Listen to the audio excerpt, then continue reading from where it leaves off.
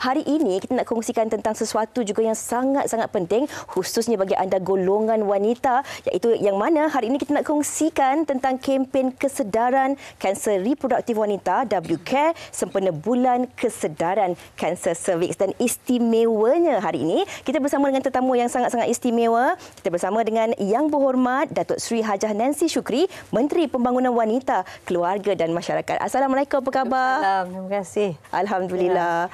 YB, mungkin ramai juga dalam kalangan penonton-penonton kita ibu-ibu yang nak tahu sebenarnya apa perkembangan terkini YB sekarang ni. Kalau dulu saya dapat menari, menyanyi dalam Ministry Tourism Pelancongan dulu. Tetapi sekarang ini menjaga kanak-kanak, orang tua, ialah wanita. Kita ada lagi lembaga kaunselor, OKU. Itu di bawah jagaan saya. Tak boleh senyum-senyum sangat. Banyak memikir, banyak mengenai dia orang ni. Tapi itulah hakikatnya. Sekarang ini kita menjaga yang wanita. Hari ini kita lebih kepada isu wanita dan juga isu apakah penyakit-penyakit yang telah menjadi cabaran kepada kita wanita. Sebab itu tadi disebut kanser cervix. Hari ini kita bercakap mengenai kempen kesedaran untuk kanser cervix. Baiklah, YB dah kongsikan yang mana hari ini kita nak kongsikan tentang kempen kesedaran kanser cervix itu. Tapi sebelum kita nak terus bertanya kepada YB sendiri, antara soalan-soalan yang nak dikongsikan bersama dengan anda penonton, apa kata YB, kita dengarkan dahulu pendapat orang ramai sama ada penonton-penonton kita ni mereka tahu ataupun cakna tentang kanser cervix ini. Kita saksikan. Menghidapi kanser cervix pada usia muda mahupun tua sudah semestinya menjadi satu ketakutan buat semua wanita. Kanser cervix ataupun kanser pangkal rahim merupakan kanser ketiga yang paling tinggi dihidapi oleh golongan wanita di Malaysia. Kanser ini kebiasaannya lebih berisiko untuk dihidapi oleh wanita yang berumur lebih daripada 30 tahun. Bagaimanapun, kanser ini dikatakan tidak mempunyai simptom bagi seseorang yang menghidapinya pada peringkat awal. Antara tanda-tanda penyakit ini adalah seperti mengalami pendarahan faraj yang berlebihan selepas hubungan seks ataupun selepas menopause, mengalami keputihan yang tidak normal, sakit belakang serta sakit pada bahagian pelvis. Walaupun kanser ini tidak dapat dikesan lebih awal, golongan wanita juga boleh mengurangkan risiko sakit ini dengan melakukan pemeriksaan pap smear dan pengambilan suntikan vaksin HPV sebanyak 3 kali. Kanser cervix walau bagaimanapun masih boleh dirawat dan mempunyai kadar kesembuhan yang tinggi. Bagi seseorang yang menghidapi kanser ini di tahap 3 ataupun 4, ianya masih boleh dikawal dengan rawatan dan penjagaan paliatif yang sesuai mengikut tahap yang dihidapi oleh seseorang itu.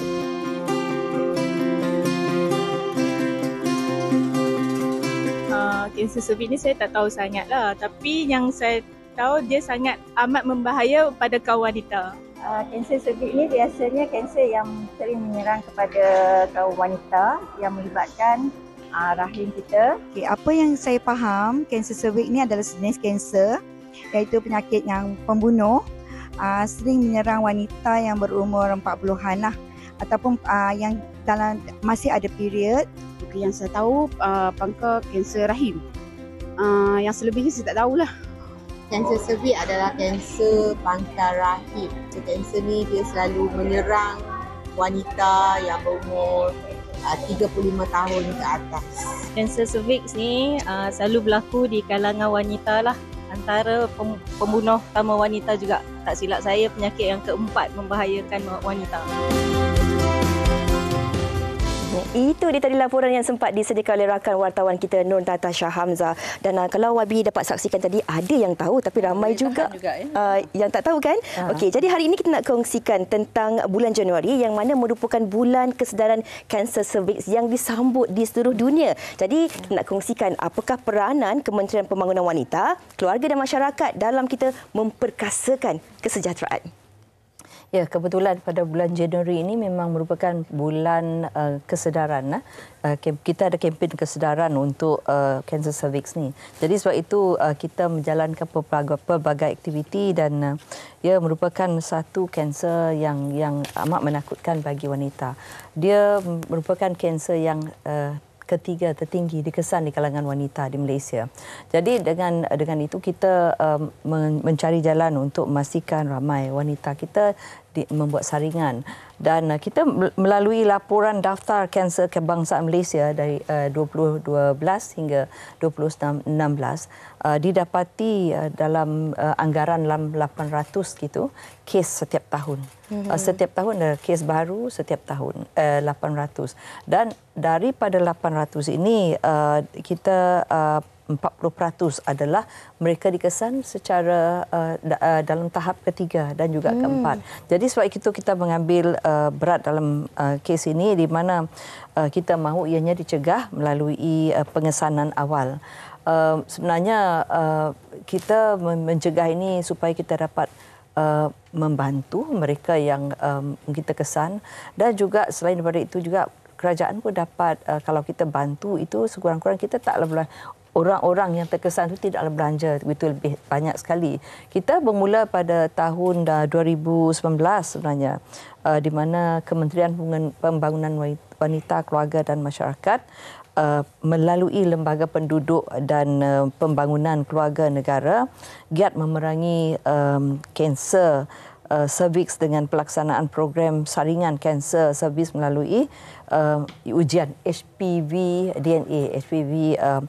Tadi saya nampak, sebelum saya datang ke sini, saya nampak ramai yang sudah queue up dekat bas LPPKN untuk menjalani saringan ini. Ini satu petanda yang baik. Kita dengar tadi pun menunjukkan orang kita sudah ada ramai daripada mereka mengetahuinya. Jadi ialah kita nak mengesan virus human papilloma HPV. Cantik nama dia kan.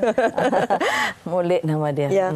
Kalau kita cakap tentang kanser cervix ni kan, kebiasaannya dulu kalau kaedah saringan memang sering kali dikaitkan dengan kaedah pap smear. Ini tadi YB dah pun kongsikan tentang kaedah terbaru iaitu HPV DNA. Kalau boleh YB kongsikan lebih lanjut tentang kaedah baharu saringan kanser ini. Ya, kaedah baharu ini kita akan bagikan kit supaya mereka dapat buat sendiri. Dan pada masa yang sama, sebenarnya biasa kita buat pap smear. Orang takut pap smear sakit, orang katakan. Malu juga, rasa malu dan takut sakit. Tetapi pada kali ini kita ada satu kit yang lebih dia buat sendiri. Saya nampak tadi dia sendiri akan bawa pergi ke toilet.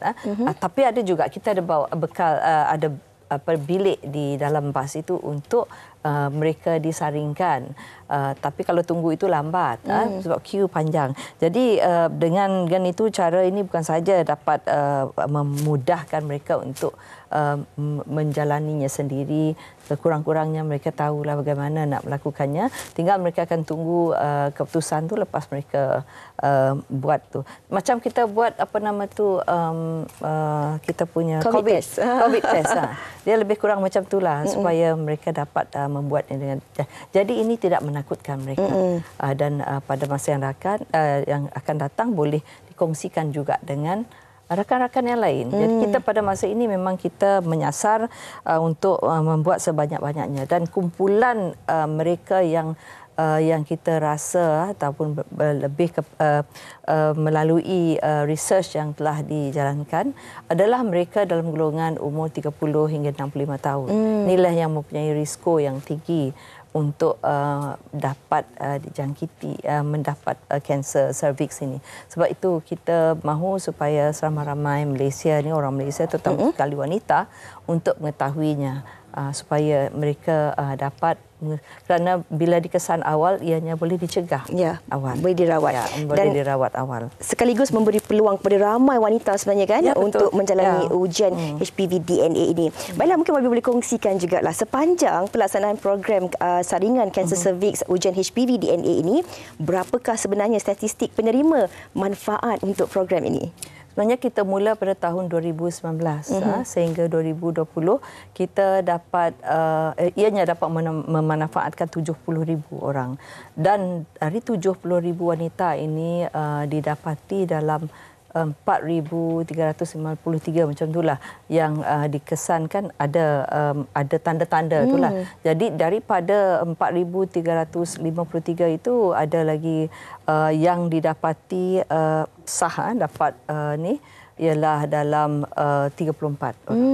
Dan yang positif lagi yang perlu perlu ditreat orang kata adalah dalam 10 kes disahkan mengidap kanser cervix ini. Jadi walaupun kalau kita tengok bilangan ini taklah ramai, tetapi kesannya apabila orang tu kena, ia akan melibatkan kos yang tinggi bagi diorang.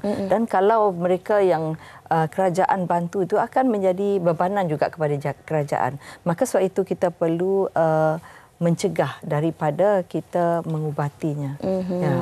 Sebab tu kita selalu dengarkan pepatah mencegah itu sememangnya lebih baik daripada merawat, ya betul, YB? Ya, betul. Jadi mungkin dalam kalangan penonton-penonton kita yang sedang menonton ketika ini, kalau sebelum ni mereka nak kena pergi buat rawatan pap smear, nak buat temujanji, rasa segan dan sebagainya kan, bila dah pun dengarkan penerangan daripada YB ini, mereka nak tahulah juga di manakah sebenarnya para wanita boleh mendapatkan saringan ujian HPV DNA, dan nak tahu juga apakah perancangan KPWKM sepanjang bulan Januari bersempena Bulan Kesedaran Kanser Cervix bagi meningkatkan kesedaran dan memastikan golongan wanita ini YB tidak tercicir dan mendapatkan saringan awal kanser cervix. Ya, pertama sekali saya nak kongsikan kalau nak pergi mencari tempat untuk pergi membuat saringan itu, kita ada LPPKN.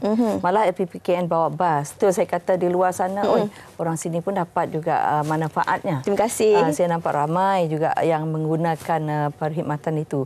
Dan kita ada 49 klinik Nur Sejahtera di seluruh negara. Jadi mereka boleh pergi dan ianya percuma. Tetapi percuma tu untuk mereka yang layak. Yang layak kita mesti warga Malaysia lah, warga negara Malaysia, dan juga umur dalam 30 hingga ke 65 tahun, dan wanita itu adalah yang dalam golongan B40 dan juga M40. Dan selain daripada itu juga, kita punya perancangan malah dah dekat hari ini. Memang kita pun dah mula kan. Perancangan kita nak menganjurkan dalam 38 program. Dan insya-Allah kita akan menjelajah ke seluruh negara.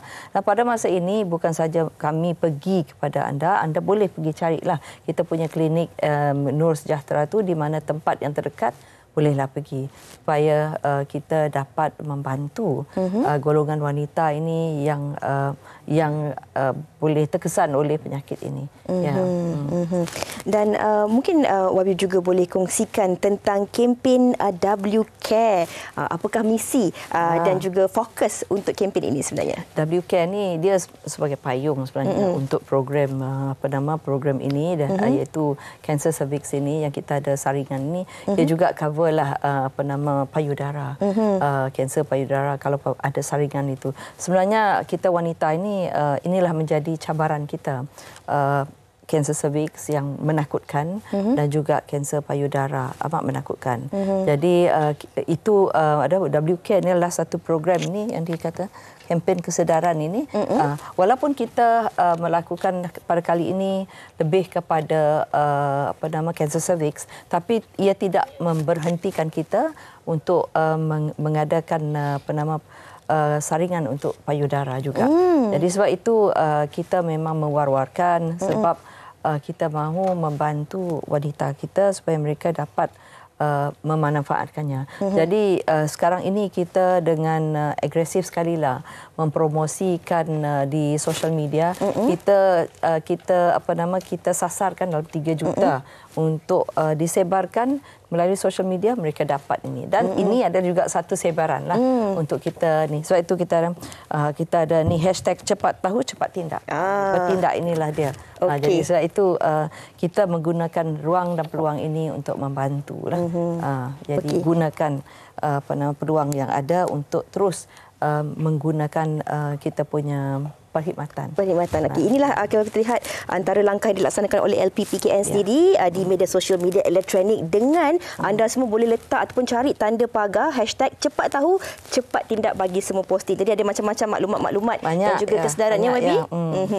Jadi mungkin YB boleh kongsikan jugalah YB kepada wanita hari ini khususnya yang sedang menonton ketika ini. Apakah harapan dan juga saranan YB kepada wanita-wanita yang sedang menonton ketika ini tentang penjagaan kesejahteraan diri khususnya berkaitan kanser reproduktif wanita YB? Harapan saya dan kami di kementerian lah, kami mengharapkan agar wanita itu menggunakan peluang ini. Sebab itu kita pergi sampai masuk televisyen, pergi sebar melalui sosial media untuk memastikan wanita di Malaysia ini memanfaatkan perkhidmatan ini kerana kita mahu mengurangkan kadar mereka yang terkesan oleh kanser cervix ini. Ianya amat emosi bagi wanita, dan kita juga mengharapkan golongan lelaki, anaknya ke, suaminya ke, ahli keluarga tu memberi sokongan padu kepada mereka sebab ianya akan menjadi satu kesan dari segi emosi kepada sekeluarga. Jadi sebab itu wanita sendiri perlu tahu apakah kelemahannya atau pergi jumpa. Kita tak tahu sama ada kita memang ada ke tidak mendapat kanser cervix itu. Jadi sebab itu pergilah guna kita punya perkhidmatan dan mintalah sokongan padu daripada rakan-rakan dan juga keluarga supaya kita dapat mencegahkannya dan mengurangkan perbelanjaan diri sendiri juga. Kalau dah kena terpaksa turun naik pergi ke doktor kan. Itu yang kita tak nak ya. Yang seperti YB katakan dari awal tadi, mencegah itu lebih baik daripada merawat, dan yang menariknya juga ada hashtagnya juga YB ada dua hashtagnya YB. Ada hashtag hashtag cepat tahu cepat tindak dan hashtag kita kan keluarga. Ya, saya suka hashtag cepat tahu cepat tindak dan juga hashtag kita kan keluarga. Itu kita we care for each other. Ya, itu yang paling penting sekali. Terima kasih kita ucapkan banyak kerana peluang ini supaya wanita kita mendapat maklumat mengenai apa yang boleh menjadi cabaran kepada mereka, dan sama-sama kita jaga dirilah. InsyaAllah. Itu dia tentang kempen kesedaran kanser reproduktif wanita WCAS pada bulan kesedaran kanser cervix. Bagi anda penonton-penonton yang nak tahu bagaimana cara untuk anda mendapatkan saringan ini, bagi mereka yang berusia 30 hingga 65 tahun, golongan B40 dan juga M40 ini, anda jangan lepaskan peluang untuk warga Malaysia. Hashtag cepat tahu cepat tindak dan juga hashtag kita kan keluarga.